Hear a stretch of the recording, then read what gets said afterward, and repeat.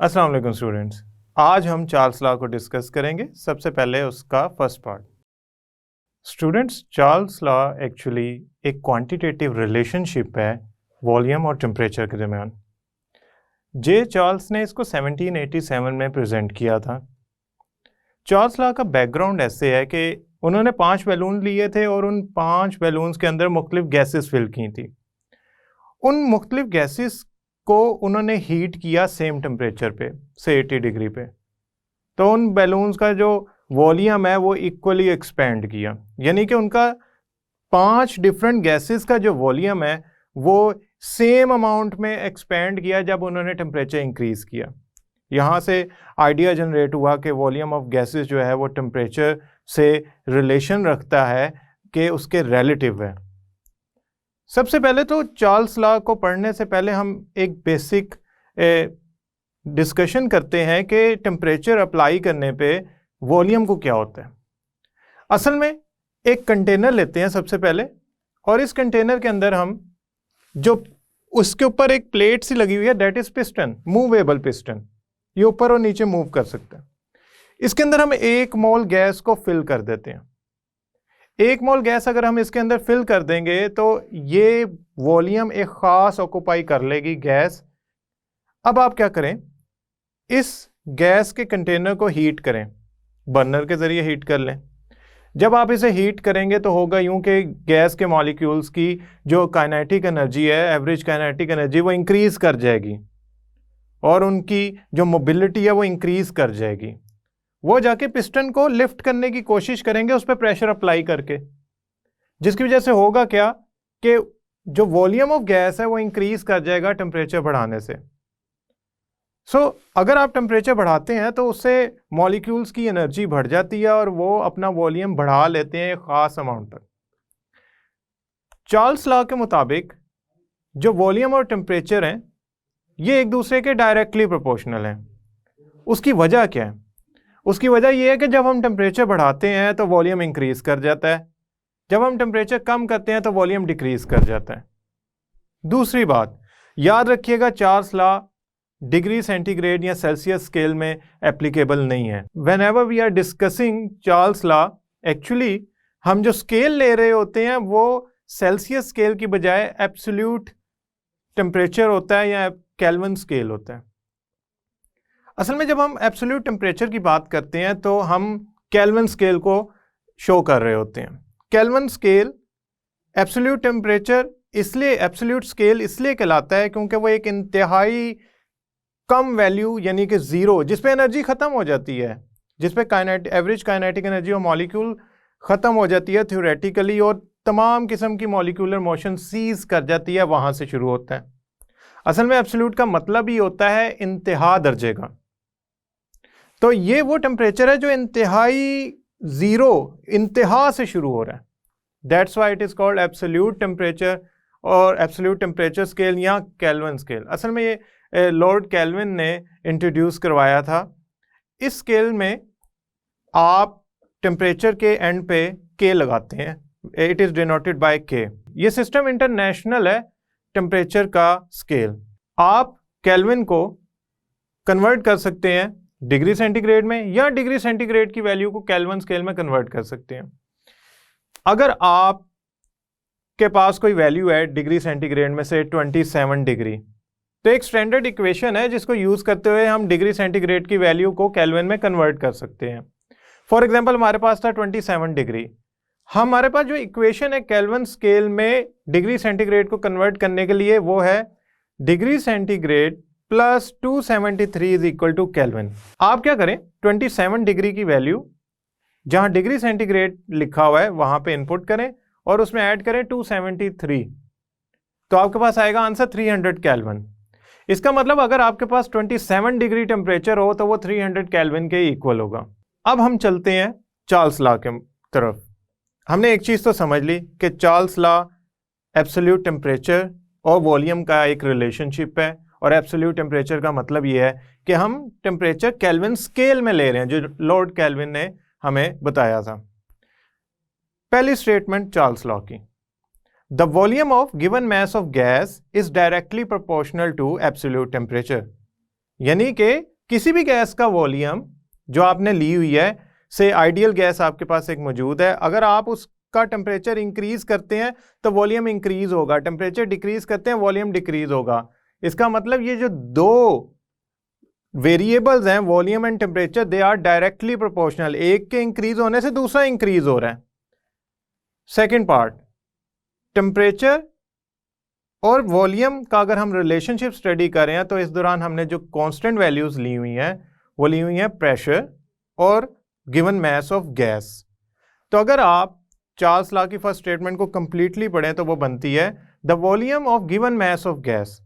अब ये given mass of gas से यहाँ मुराद है कि हमने खास अमाउंट गैस की ली हुई है, directly proportional to absolute temperature, temperature के डायरेक्टली प्रोपोर्शनल होता है केल्विन स्केल में, and pressure is kept constant, और प्रेशर को हम कांस्टेंट मेंटेन किए रखते हैं, प्रेशर नहीं हम चेंज कर रहे, क्योंकि अगर हम टेम्परेचर और वॉल्यूम का रिलेशनशिप स्टडी कर रहे हैं तो हम प्रेशर भी चेंज करेंगे तो प्रेशर का भी वॉल्यूम पे इफेक्ट आना शुरू हो जाएगा।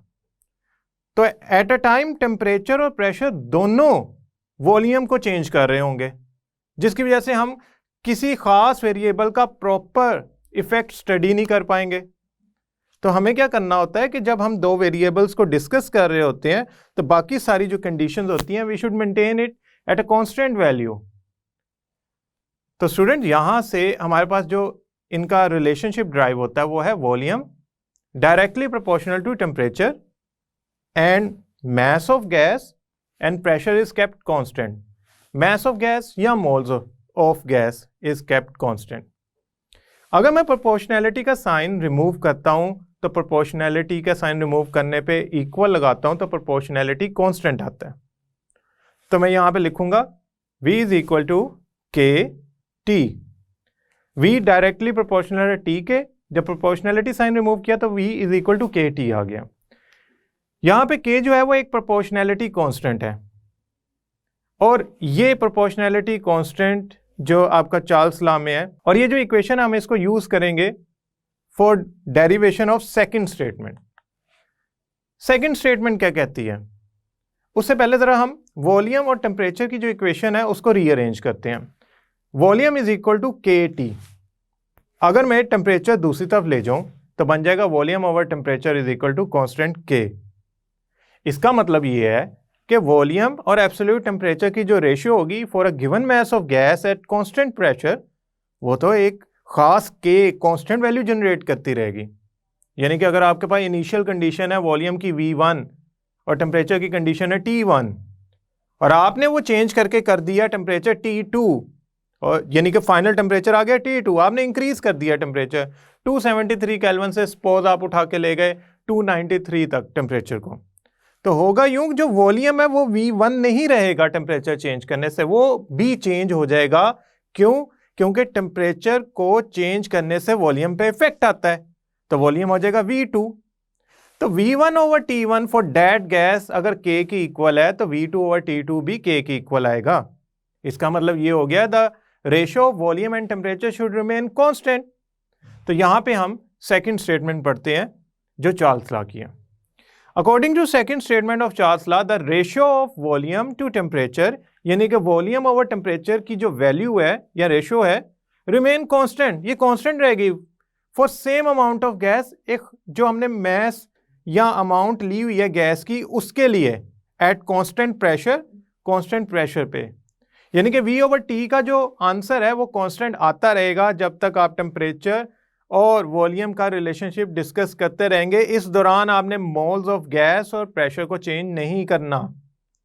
तो यहां से हमारे पास आएगा V1 over T1 is equal to K, then V2 over T2 should also equal to K। अगर ये दोनों कांस्टेंट के इक्वल है तो ये आपस में भी इक्वल है, तो V1 over T1 should equal to V2 over T2, यानी कि initial value of volume divided by initial temperature should equal to final volume divided by final temperature. अगर ये कोई और कंडीशंस पे चेक करते, आपने इनिशियल फाइनल के दरमियान भी कोई एक थर्ड कंडीशंस रखी हुई थी, तो वो for example V3 over T3 आएगा तो उसका आंसर भी कांस्टेंट आएगा। रेशियो वॉल्यूम और टेम्परेचर की कांस्टेंट रहेगी। अब इसको हम एक्सपेरिमेंटली प्रूव करते हैं कि V1/T1 इक्वल होता है V2/T2 के। इसके लिए हम ऐसा करते हैं, एक सिलेंडर लेते हैं, उसके ऊपर पिस्टन होता है, पिस्टन मूवेबल होता है, इसमें हम 1 मोल गैस भर देते हैं और इस पे प्रेशर मेंटेन कर लेते हैं 1 atm। याद रखिएगा जब आप एक्सपेरिमेंटल वेरिफिकेशन कर रहे होंगे आपने प्रेशर और मोल्स को नहीं चेंज करना, क्योंकि आप जिन 2 वेरिएबल्स को डिस्कस कर रहे हैं वो वॉल्यूम और टेम्परेचर है। अगर आप बाकी 2 वेरिएबल को छेड़ेंगे तो आपका रिजल्ट वेरीफाई नहीं हो पाएगा। अब आपने क्या किया कि आपने इसमें 1 मोल गैस फिल कर दी। 1 मोल गैस फिल करने के बाद आपने देखा कि उसने खास वॉल्यूम ऑक्यूपाई कर लिया, आपने उस पर प्रेशर 1 atm मेंटेन किया। अब आप इसे चेंज नहीं करेंगे। आपने टेम्परेचर T1 जब इस पे लिया 283 केल्विन, तो गैस ने जो वॉल्यूम मेंटेन किया वो था 566 cm3, यानी कि T1 टेम्परेचर पे जो कि 283 केल्विन है, आपका वॉल्यूम आता है गैस का एक्सपेरिमेंटली 566 cm3। अब मैं ऐसा करता हूं, इनकी रेशियो लेता हूं, V1/T1 यानी कि 566/283, तो आपके पास आंसर आएगा 2, यानी कि मैं इन दोनों को डिवाइड करूं तो आंसर आएगा 2। मैं ऐसा करता हूं, V1/T1 का आंसर 2 आया ना, देखता हूं V2/T2 का आंसर भी 2 आता है या कोई 7 आ जाता है। मैं इसे हीट करता हूं, हीट करने पे टेम्परेचर 283 से केल्विन से बढ़कर 373 केल्विन हो जाता है। अब आप कहेंगे सर आपने तो टेम्परेचर बढ़ा दिया है, काइनेटिक एनर्जी ऑफ मॉलिक्यूल बढ़ गई है, वो तो पिस्टन को पुश करके अपना वॉल्यूम बढ़ा लेंगे। ऐसा ही होगा। आप देख रहे हैं जैसे मैंने इसे गर्म करना शुरू किया था, हीट देना शुरू की थी, गैस का जो टेम्परेचर है वो इंक्रीज करने से, उसकी काइनेटिक एनर्जी इंक्रीज करने से मॉलिक्यूल्स की वॉल्यूम इंक्रीज हो गया। नाउ होगा क्या, मैंने जब नया वॉल्यूम मेजर किया यानी कि V2 मेजर किया, जब मैंने T2 373 केल्विन मेंटेन किया हीट करने के बाद, तो मैंने जो नया वॉल्यूम मेरे पास गैस का आया वो ज्यादा आया। उसकी वजह टेम्परेचर ज्यादा हो गया था। टेम्परेचर ज्यादा करने से वॉल्यूम एक्सपेंड करेगा और वही हुआ एक्सपेरिमेंट में। V2 क्या आया 746 cm3। अब आपके पास V2 और T2 की भी वैल्यूज आ गई। अब आप ऐसा करें, इन दोनों को डिवाइड करें। V2 की वैल्यू है 746 cm3, इसे T2 पे डिवाइड करें, वो है 373 केल्विन। अब V2 746 डिवाइडेड बाय T2 373, तो आपका फिर आंसर आ गया 2।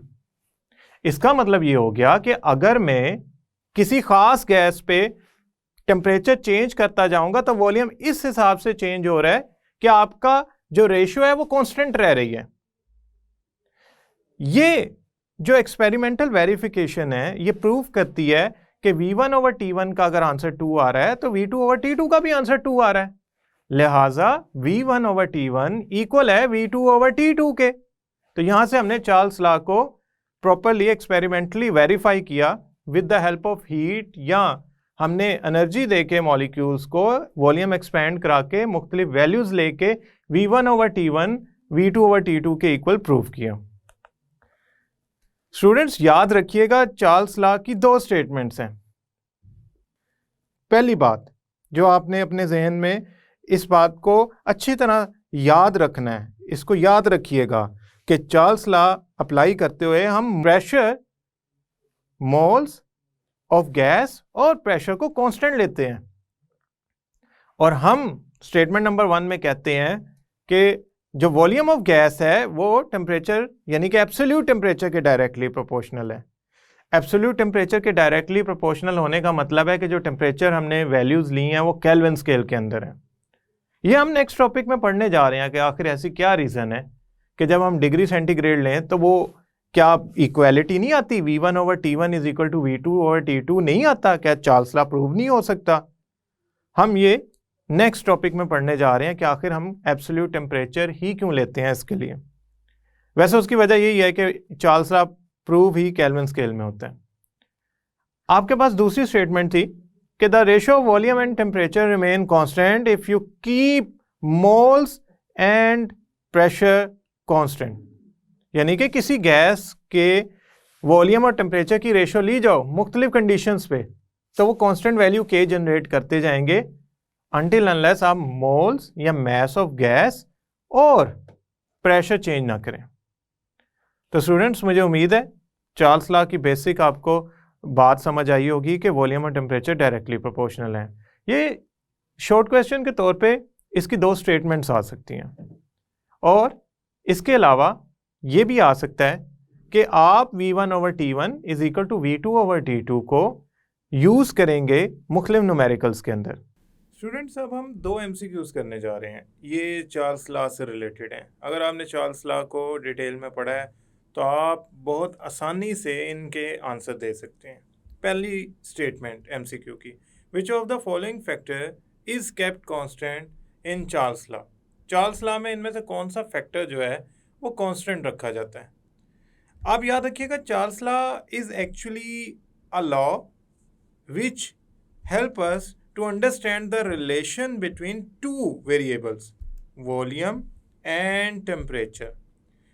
लेकिन वॉल्यूम पे असरअंदाज होने वाला प्रेशर भी है, वॉल्यूम पे असरअंदाज होने वाला मोल्स भी है या मैस भी है। मतलब मैस ऑफ गैस इंक्रीज करेंगे, मोल्स इंक्रीज होंगे, वॉल्यूम बढ़ जाएगा।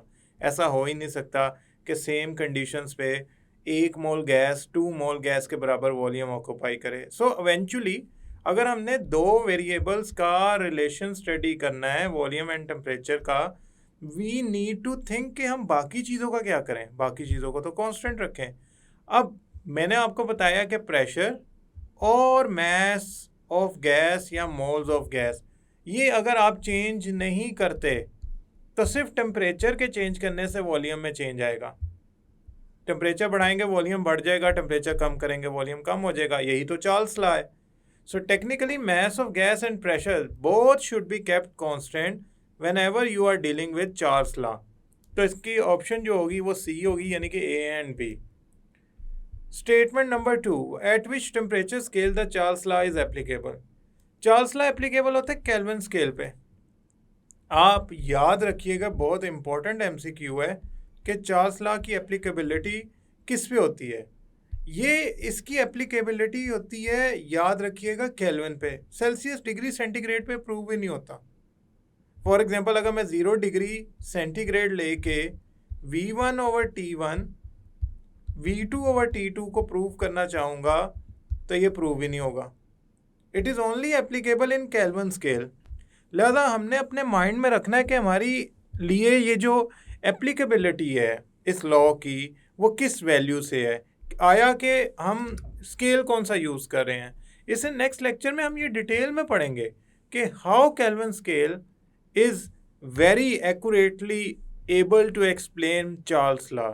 Even the Charles law quantitative definition में एक फैक्टर है 1/273, जिसके ज़रिए हम अंदाज़ा लगाते हैं कि वॉल्यूम कितना बढ़ेगा 1 डिग्री सेंटीग्रेड बढ़ने से या कम होने से। ये सारी चीज़ें मिलके एक नतीजे पे हम पहुंचते हैं कि Kelvin scale is necessary to for Charles law to be applicable. Students, मुझे उम्मीद है ये लेक्चर आपको समझ आया होगा। नेक्स्ट लेक्चर में हम चार्ल्स लॉ पार्ट 2 पढ़ेंगे। तब तक के लिए अल्लाह हाफिज़।